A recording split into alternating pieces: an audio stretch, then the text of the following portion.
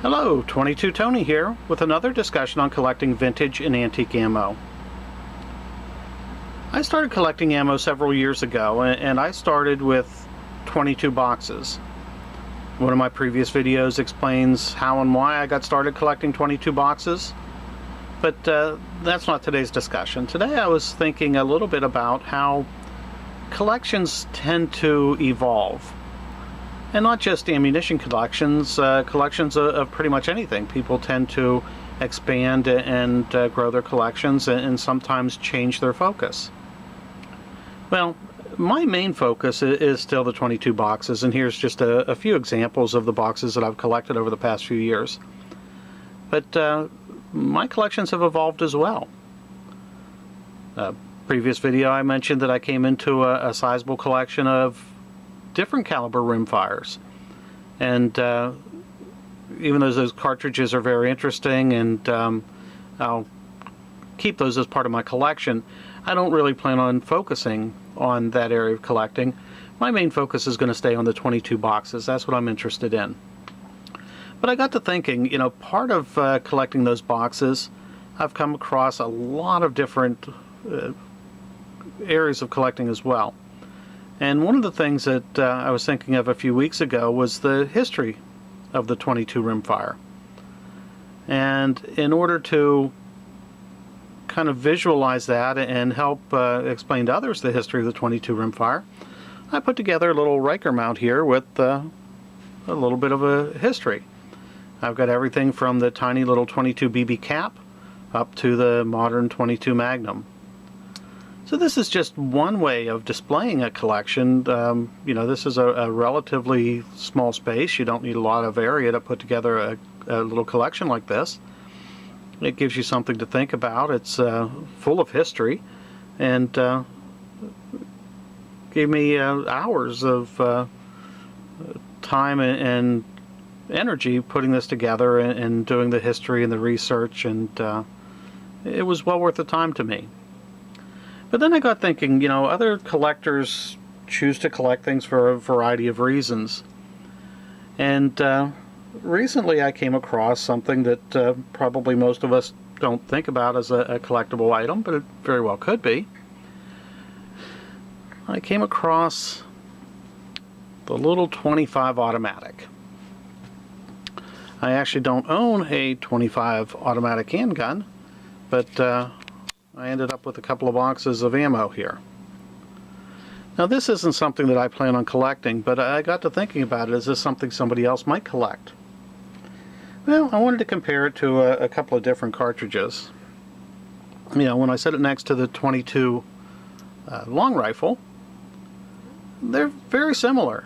Ballistically, the 25 auto and the 22 long rifle are almost identical when you compare apples to apples. When you first go on the internet and look up ballistics, you're going to find the 25 auto, a 50 grain bullet's going to be fired at about 760 feet per second for 65 foot-pounds of energy at the muzzle. Well, when you compare a 22 long rifle 40 grain, the ballistic charts are going to show you, 1,200, 1,300 feet per second at 130, 140 foot-pounds of energy. So it sounds like it dwarfs the 25 auto. But that's not a fair comparison. You have to dig a little bit deeper. When you find a ballistic charts for the 22 long rifle out of a 2-inch barrel, you end up with about 850, 860 feet per second at about 70 or so foot-pounds. So it ends up being very comparable to the 22 rimfire. Well, I wanted to look at a few other cartridges as well and just kind of do a real quick comparison. When we set it next to the 32 automatic, clearly there's a little bit of a difference here. And when we compare it to the more common self-defense cartridges, we've got a 9mm and the massive 45 auto. So compared to the other automatic cartridges, it is kind of dwarfed in comparison, and that's how it's got the name mouse gun or pea shooter. But it's still a cartridge that is viable and that people might have an interest in collecting. Well, As in my collection, where I'm collecting the boxes and not specifically the cartridges, there are some interesting 25 automatic boxes available. Here we've got a Remington box from the 1960s. It has some valuable information. It does give you some information on the cartridge itself, and a little bit of information on Remington, and it kind of paints a picture of the times. So again, this is probably early 1960s, probably between 1962 and maybe 1965 or so. But you don't have to stick with American-made boxes. There are foreign boxes that are available as well. So it's an area that some people might enjoy collecting. Then I start thinking, why would somebody collect something as wimpy as the 25 Auto? Well, there could be a variety of reasons. Maybe this is the first handgun you ever owned was a 25 Auto, and now collecting the boxes kind of gives you fond memories.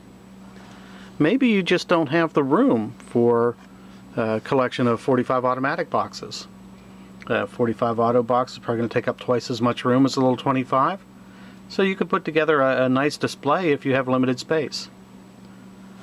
Well, there's probably a thousand other reasons why somebody would collect the 25 Auto. You know, that's up to each individual collector.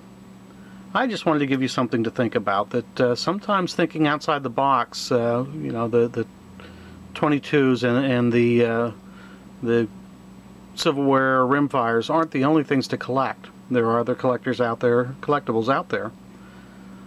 Well, I hope you enjoyed today's video. I want to thank you for watching. I hope you watch my other videos, and please feel free to share. Have a good day. Thanks.